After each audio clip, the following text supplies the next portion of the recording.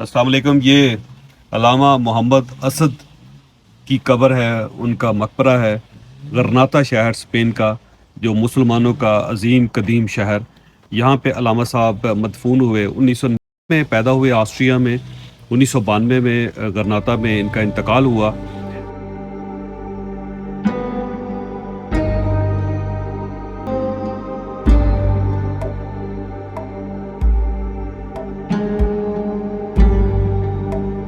बिस्मिल्लाहिर्रहमानिर्रहीम। ये पीछे एक कब्र है और इस कब्र के ऊपर मोहम्मद असद लिखा हुआ है। ये अलामा असद साहब की कब्र है और 54 नंबर कब्र और गरनाता शहर। और ये एक अजीम शख्सियत है अलामा असद, और इनकी जो कहानी है वो इंतहाई दिलचस्प है। ये पाकिस्तान के पहले शहरी थे, यानी ये पहले पाकिस्तान के शहरी थे जिन्होंने अपनी नेशनलिटी कन्वर्ट करके पाकिस्तानी बने, और ये वो शख्सियत भी थी जिनको पाकिस्तान का पहला पासपोर्ट दिया गया था। अलामा असद का ताल्लुक़ ऑस्ट्रिया के साथ था, यहूदी ख़ानदान के साथ थे, और इनके वालिद रबी थे। और उसके बाद ये मुसलमान हो गए। मुसलमान होने के बाद ये सऊदी अरब चले गए और वहाँ इन्होंने बड़े ख़ासा तवील अरसा गुजारा। अरबी सीखी वहाँ पे, कुरान मजीद की तालीम हासिल की वहाँ से। वहाँ का जो शाही ख़ानदान है, जो अब्दुल अज़ीज़ जिनको ख़ानदान को कहते हैं, वो शाही ख़ानदान के ये मेहमान रहे वहाँ पे, और शाह अब्दुल अज़ीज़ इनको अपना बेटा उन्होंने इनको बना लिया।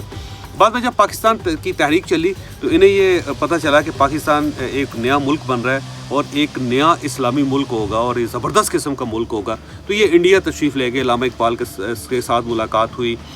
फिर उसके बाद इन्होंने वहाँ से अखबार निकाल लिया और फिर ये बड़ा तवील अरसा वहाँ इंडिया में रहे। फिर पाकिस्तान बना। कायद-ए-आज़म मोहम्मद अली जिन्नाह के साथ इनके बड़े करीबी ताल्लुकात थे।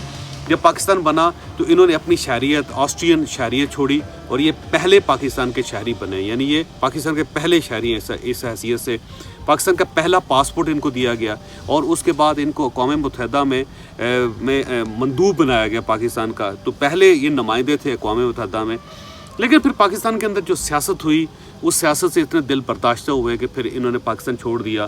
फिर इनकी ज़िंदगी का बहुत बड़ा हिस्सा जर्मनी में गुजरा और उसके बाद ये गरनाता शहर में रहे। इन्होंने किताब लिखी, रोड टू मक्का, बड़ी मशहूर किताब। फिर उन्होंने कुरान मजीद की तफसीर की। फिर इन्होंने अहादीस का तर्जुमा किया। फिर उन्होंने सीरत के ऊपर बहुत से मज़ामीन लिखे, बहुत से मकाले लिखे। 1992 में 1992 में यहाँ पे गरनाता में इनका इंतकाल हुआ और इन्होंने वसीयत की कि मुझे गरनाता में मुसलमान कब्रिस्तान में दफन किया जाए। 54 नंबर कब्र गरनाता में मुसलमानों के कब्रिस्तान के अंदर इनकी कब्र है। और मैं इस वक्त अलामा साहब की कब्र पे बैठा और मेरे लिए बड़े एजाज़ की बात है कि मैं दुनिया के इतने अजीम मुफक्कर, इतने अजीम शख्सियत जो है, उनकी कब्र पे बैठ के अभी मैं फातिहा पढ़ूँगा।